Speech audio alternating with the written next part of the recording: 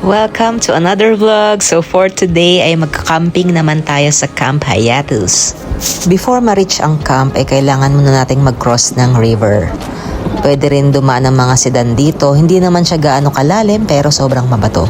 Kung di naman kayo confident na mag-drive o mag-cross ng river, ay nag-offer din yung Camp Hayatus na sundin kayo dito sa may pick-up point para mag-cross ng river. Itutour naman namin kayo dito sa cabin house na nirent namin. Meron siyang room sa taas na pwedeng higaan din ng 3 persons. Ito naman yung main room. At sa likod merong maliit na swimming pool. Kompleto rin siya ng mga gamit, may ref at mga kitchen utensils, mag-additional lang kayo. Kung gusto nyo ng tahimik na lugar, lumayo sa stress, lumayo muna sa problema, makalanghap ng simoy ng hangin, ay suggest pumunta kayo dito sa Camp Hayatus. Sa gilid naman ay nagtayo na kami ng aming tent. Ito nga pala yung view namin, napakaganda at tahimik. Kung gusto nyo naman ng konting adventure ay nag-o-offer din sila ng ATV at 4x4 ride.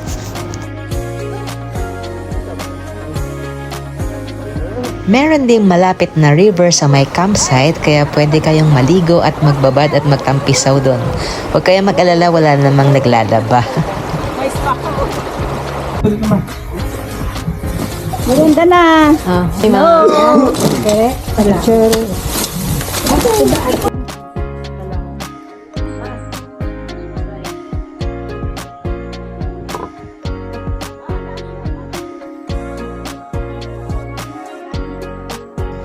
Pagdating ng mga 7 PM ay nag-prepare na nga kami ng aming dinner. Siyempre, nag-ihaw kami at hindi pwedeng mawala ang inihaw na liempo, inihaw na bangus, ensalada, mangga at maraming toyong maanghang na sausawan. Kasi later ay magbo-boodle fight kami.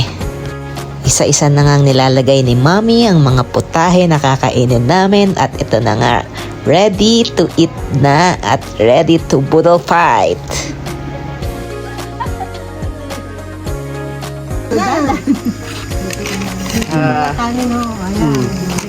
Kain na kayo. Andrea! Kain na. After dinner ay tinawag naman kami ni Kuya para manood ng bonfire. Wow! Astig.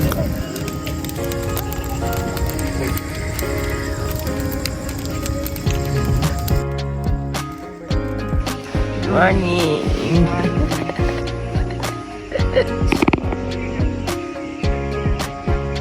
Lamig dito kailangan ng aircon, yes.